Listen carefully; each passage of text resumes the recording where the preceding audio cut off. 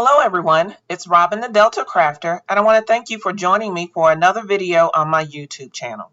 Today we're going to be talking about creating dimension with basic dies. Now basic dies are something that most crafters have, and I wanted to show a way to use the basic dies to create dimension. Now for this card, we are going to be creating an ink blended background.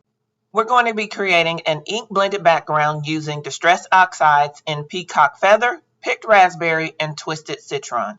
This combination is one of my new favorite combinations, and I think it just works perfectly for a teenager and for the upcoming spring and summer seasons.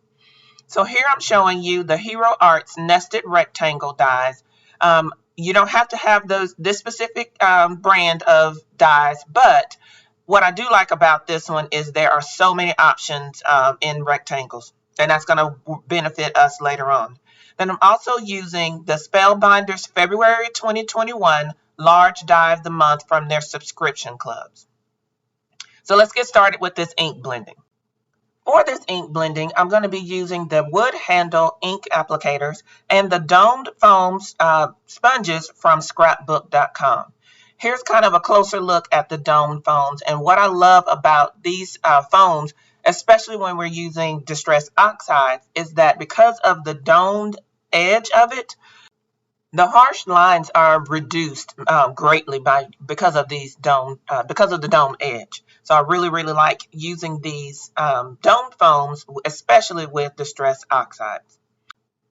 So I'm adding my first color, which is Twisted Citron, and I'm using my inspiration piece that's on the left as my guide. Now this is my ink blending combo ring, and I have a separate video on making that ring, and I'll link that below for you guys.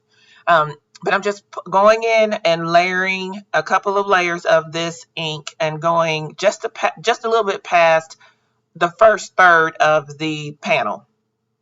And then I'm going to come in with the Picked Raspberry, and I'm going to lay that down and also overlap it a little bit with the with this Twisted Citron. Now you can see I have all three colors down, and I'm just going back and forth between the three colors to make sure that I'm pleased with the blend.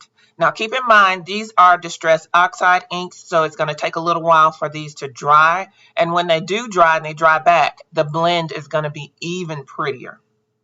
So here's my finished panel, and now I'm going to bring in the nested rectangle dies to start creating the dimension. So I'm going to start with the second largest rectangle. And then from there, I'm going to count in 3 rectangles and go with every third rectangle. I did this because, again, this particular set of rectangular dies has several pieces to it. So that you can get, I think there's a total of 11 dies in here. And because I want each of my layers to have a decent size, going every third rectangle works for this particular card layout.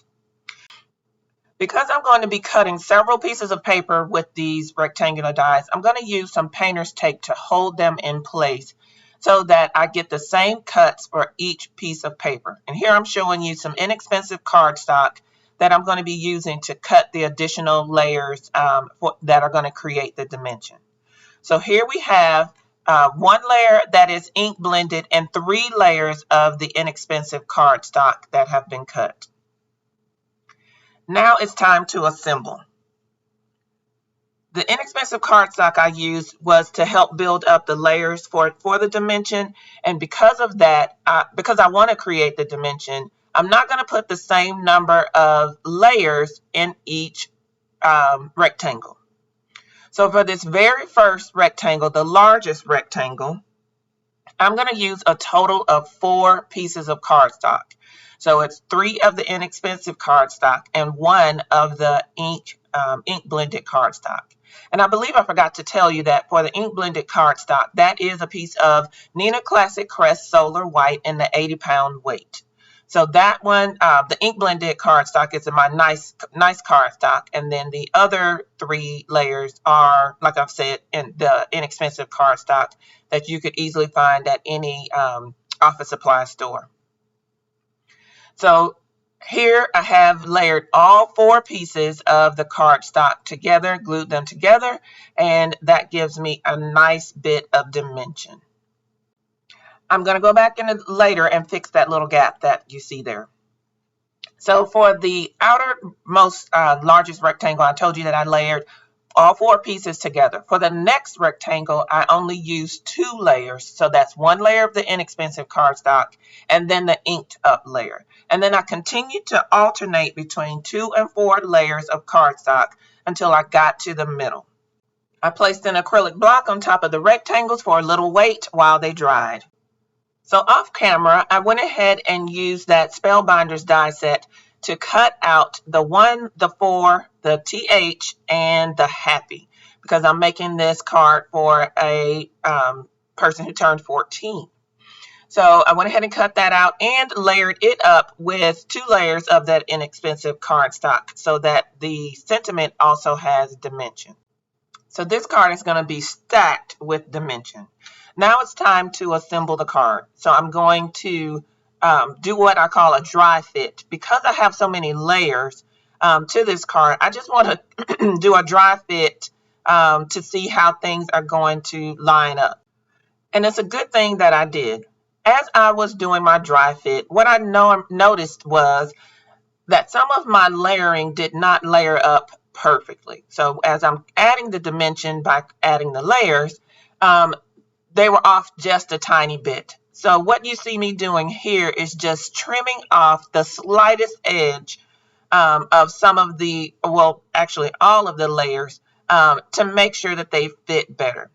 Additionally, because I have so many different layers and they go up and down, it's best to go ahead and trim off some of the excess so that they fit better together. The more layers of dimension that you add, especially when you're trying to inlay, the more opportunity there is for things to not fit as nice and neatly as we would like.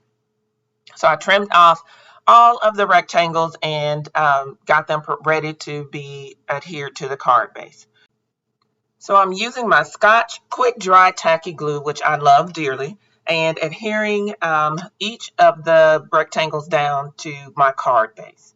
This card base is made from Accent Opaque 120-pound cardstock. I'll leave a link to this cardstock below. I love it for the card base because it is very strong and sturdy, and therefore when I add as much dimension to a card as this card is going to have, it will be able to stand up to the weight of the card. So here are all the rectangles adhered, and you can see the dimension, which is shown by the extra little white edges on the rectangles. You can see that dimension and how pretty that's going to be. Now I'm going to dry fit the letters for the sentiment on the card to make sure that I like their placement before I glue them down. So I'm starting to glue the letters down, and because this card has so much dimension, I have to be mindful of where I place the letters and numbers so that I can ensure that they stick to the card. So I'm using that same Scotch glue and adhering these letters and numbers to the card. Last letter going on here. And because these letters have serifs on them, the curly parts that stick up and below the letters, I wasn't able to use my T-square ruler to make sure everything was straight and level, so I had to really eyeball it, and I think I did a decent job. So the last letter goes on and is adhered. Now I'm going to place an acrylic block on top of those letters to make sure that they stick well to the card. And here you have the finished card. I really, really like the way this card came together. I think the silver metallic letters add just the right touch to the dimensional background that was created with the basic dies. If you have enjoyed this video, I'd love it if you give it a thumbs up and subscribe to the channel. You can also hit the notification bell to know when I post new videos.